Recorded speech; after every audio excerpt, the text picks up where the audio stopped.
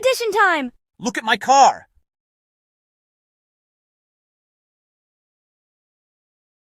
I win everything. Wait. Am I behind?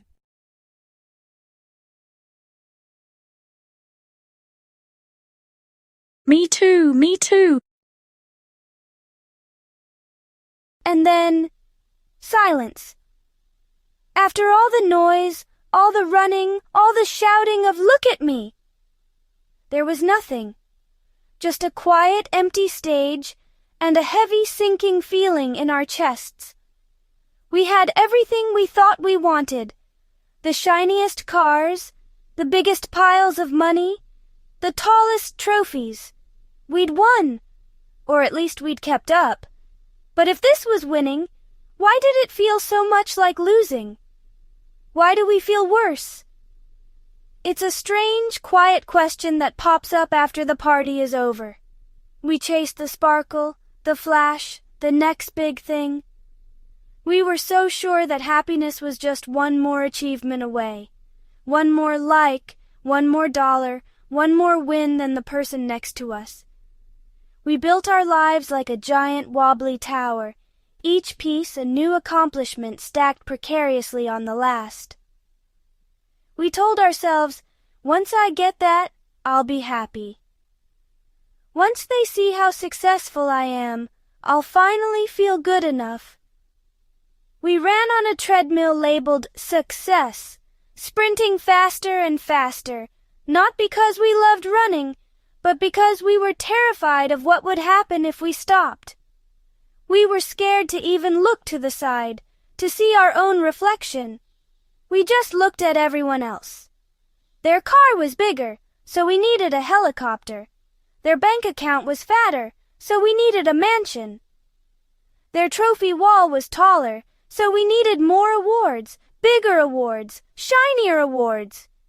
It was a game with no finish line, a race where the rules kept changing, and the only prize for winning was the chance to play another, harder round. We weren't chasing our own dreams anymore. We were just chasing them. And in the frantic rush to keep up, we lost something important. We lost ourselves. We forgot to ask what we actually wanted, what truly made our hearts feel full. We traded genuine joy for the temporary thrill of comparison. And now, here in the silence, with all our prizes scattered around us like forgotten toys, the emptiness is deafening. This hollow feeling is the real price we paid. We won the race against everyone else, only to find out we were running in the wrong direction all along. And then, in the quiet that followed the crash, after the noise and the chaos and the desperate need to be more, a thought began to form. It was small at first, like a single water droplet in a vast, empty desert. It wasn't loud or flashy like the trophies and the cars and the money. It was gentle. It was a whisper that asked, what was all that for? Why did winning feel so much like losing? We chased and we climbed. We ran so fast we forgot to breathe, all because we were told there was a finish line, a single point on the map marked success. We believed the person with the most stuff, the most applause, the most victories, was the winner. We measured our worth by looking at everyone else, didn't we? We saw their highlight reels and compared them to our behind-the-scenes struggles. We saw their shiny new toy, and suddenly, our own felt dull and worthless. We let their definition of happiness become our only goal, and in the process, we lost the one thing that was truly ours, our own path. We were so busy looking sideways, checking our position, that we never looked forward to see where we were actually going. Or more importantly, where we to go. The realization dawned, not with a bang, but with a quiet, steady peace. The frantic heartbeat slowed. The desperate need to prove something to someone, to anyone, just faded away. It was like waking from a long, stressful dream and finally seeing the morning sun. The constant pressure, the anxiety, the feeling of being perpetually behind, it was all a story we told ourselves. A story written by a world that profits from our self-doubt. But we don't have to read from that script. We can write our own. This was never a race. It was never a competition with a single winner and a crowd of losers. It was always meant to be a journey, a personal exploration. There is no universal finish line. There is no single trophy that means you've made it. Success isn't a destination you arrive at. It's the way you travel. It's the joy you find in your own unique steps, on your own unique road. It's the courage to define enough for yourself. I'm okay, as me. Who here is the most successful? Is it Leo the lion, with his impeccable style and confident roar? Or maybe it's Momo the monkey, whose pockets seem to jingle with endless gold? Or could it be Riri the rabbit, who seems to win at absolutely everything she tries? It's a tough question, isn't it? We see people like them all the time, on our screens, in our lives. They sparkle, they shine, they have everything. And we look at them and think, wow, they've really made it. They've won the game. But what game are they even playing? And is it a game any of us should be trying to win? Let's take a closer look. Look at my car. Isn't it incredible? It's the latest model, custom built, with seats made of the softest cloud fluff and a paint job that shimmers like 1,000 sunsets. I worked so hard for this. Late nights, early mornings. I saw what the top lions had, and I told myself, Leo, you need that. You need to be better. So I got it. This car doesn't just take me from one place to another. It tells everyone that I've arrived. It screams success. When I drive down the street, heads turn. Everyone knows I'm a winner. This is what it's all about, right? Having the best, being the best. There's no feeling like it. This is the peak. A car? That's cute, Leo, really. But can you spend it? I made more money. Look at this. It just keeps coming. I saw these gurus online, flashing their riches, and I thought, hey, I'm smarter than them. So I learned the system. I played the game. Now my bank account looks like a phone number. I can buy 10 of your cars, 100. I can buy the whole street. Money is power. It's freedom. It's the ultimate scorecard. While you're polishing your car, I'm literally making it rain. Every ding on my phone is another victory. This isn't just success, it's domination. Who needs a shiny toy when you can own the whole toy store? Money? Cars? How temporary. I win everything. Trophies, medals, championships. These aren't things you can buy. They are things you have to earn. Every single one of these represents a victory. It's proof. Proof that I'm the fastest, the smartest, the best. You can lose money. Your car can get a scratch. But this is legacy. It's a testament to my skill, my dedication. I didn't just want to be good. I had to be the undisputed champion. I saw the record books and decided my name belonged on every single page. While you two were chasing shiny objects, I was chasing greatness. And I caught it. Wait. And just like that, a crack appears. A tiny, almost invisible fracture in their perfect, shiny worlds. Leo looks at Momo's mountains of money and suddenly, his car feels a little less special. Momo hears about Riri's wall of undeniable achievements, and his digital fortune feels a bit empty. And Riri? She sees the freedom and flash of the others, and her trophies suddenly feel like cold, heavy metal. The joy, once so bright and loud, is suddenly quiet. A new feeling creeps in, a cold, slithering feeling. It's the shadow that follows every victory, the question that whispers after every cheer. Is it enough? Am I enough? Am I behind? I thought I had it all.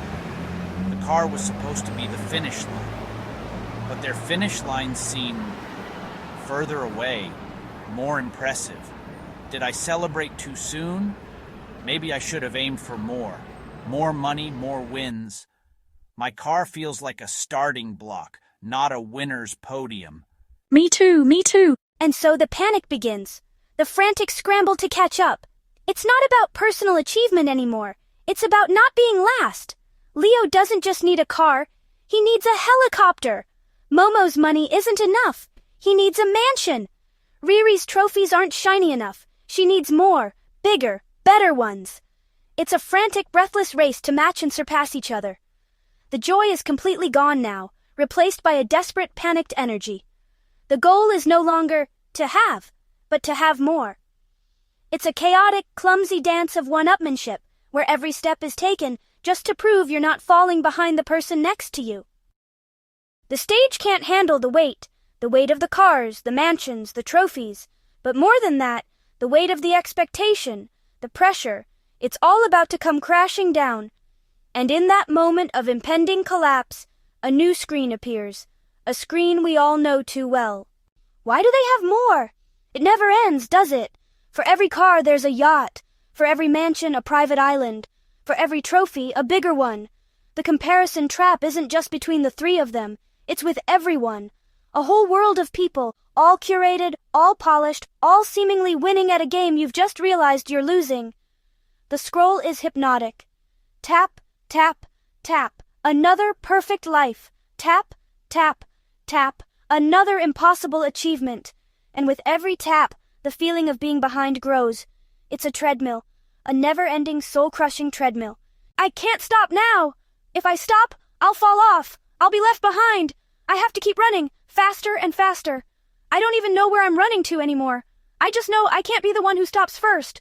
My legs are tired. My heart is pounding. I'm exhausted. But I look to my left, and they're still running. I look to my right, and they're still running. So I have to keep running. Even if it feels like I'm about to collapse. Even if every part of me is screaming to just stop. Why do I feel empty? I got the things. I ran the race. I kept up. So why doesn't this feel like winning? There's no trophy here, no cheering crowd, just silence. And this hollow feeling inside, a quiet, aching void where the joy was supposed to be. All that running? For this? It never was. We were so busy looking at each other's lanes, we forgot we were on completely different tracks. We were told it was a race, a competition with one winner. But it was a lie. A beautiful, dazzling, and destructive lie. Success isn't a single peak everyone must climb. It's a landscape with a million different mountains and a million different paths to the top. And maybe, just maybe, the goal isn't even the peak. Maybe it's the journey. I forgot my own path. I was so focused on their map, I completely lost my own. I forgot what I actually wanted. Did I ever really want the flashy car? Or did I just want the freedom to explore? Did I really want piles of money? Or did I just want the security to spend time with people I love? Did I need the trophies? Or did I just want to feel proud of myself? The moment you stop looking sideways is the moment you can finally look forward.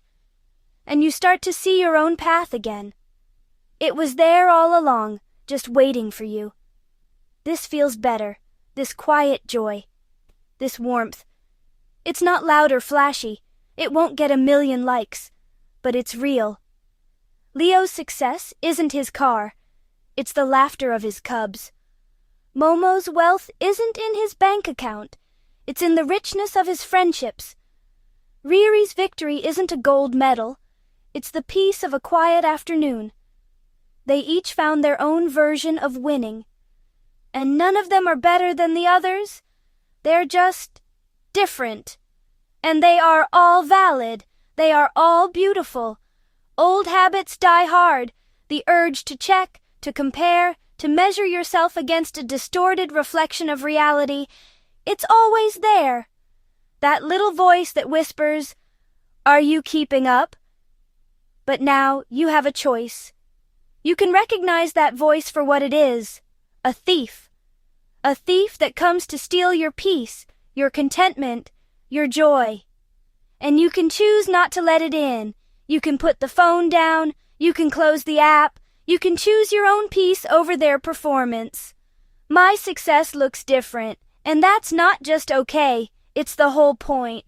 Your path is yours alone. It won't look like your friends, your colleagues, or that influencers on your screen. Your timeline is not their timeline. Your victories are not their victories. Maybe your success is mastering a new skill. Maybe it's raising a kind child. Maybe it's finding the courage to rest. Maybe it's just getting through the day. Stop measuring your journey with someone else's ruler. Run your own race. In fact, forget the race. Just walk your path. Enjoy your view. And that's okay. It's more than okay. It's perfect. Be honest. Do you compare yourself to? It's a human thing to do, but it doesn't have to control you. If this story hit home, if you've ever felt that pressure, that feeling of being behind, let us know. Comment me below to share that you felt this. Let's create a community that celebrates every unique path. And if you want more stories that help us all remember what truly matters, make sure to subscribe and join our family. Run your own race. We'll be here cheering you on every step of the way.